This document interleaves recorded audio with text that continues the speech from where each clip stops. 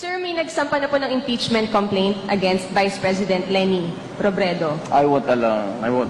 Do you think, sir, may basehan po para ma-impeach nga po siya? What are your thoughts po? Look, we just had an election.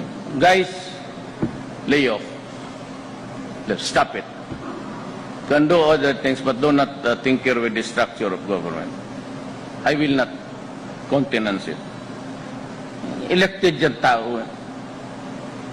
So, why do you have to sit just because he keeps on harping on me? Yeah, this is democracy. It's freedom of speech.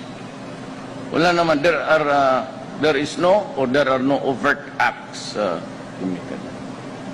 Kakatapos lang ng eleksyon, bakit mo sirayan bayan?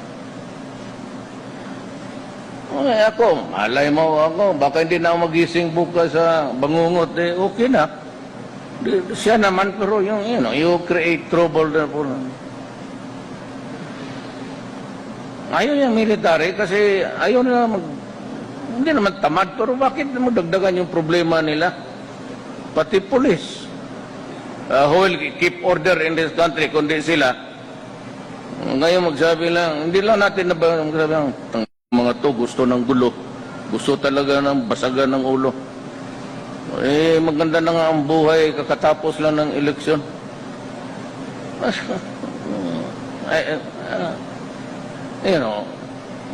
This is a democracy. Leaders are elected.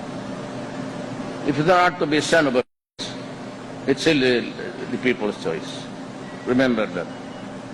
Sir, sorry. Sir, Mr. President. Sir, we just want to know what are your thoughts or reaction on the impeachment talks against Vice President Sara Duterte? Well, lahat naman kami meron din yun. So I don't think it's particularly unusual. I don't think it's particularly worrisome. There will always be an element that will want to change the results of an election.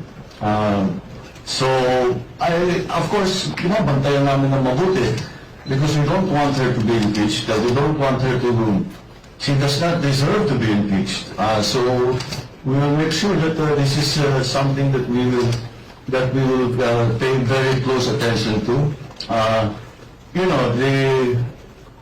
The declarations of impeachment, parang lahat naman ng presidente ini-impeach. Ngayon, Vice President pa. So I guess it's just a continuing evolution of that thinking na basta ayaw namin dyan, tanggalin natin, impeach natin. Wala naman siguro wala naman sigurong dahilan kung hindi lang ayaw sa amin. That's not a reason to be impeached. So, sir, wala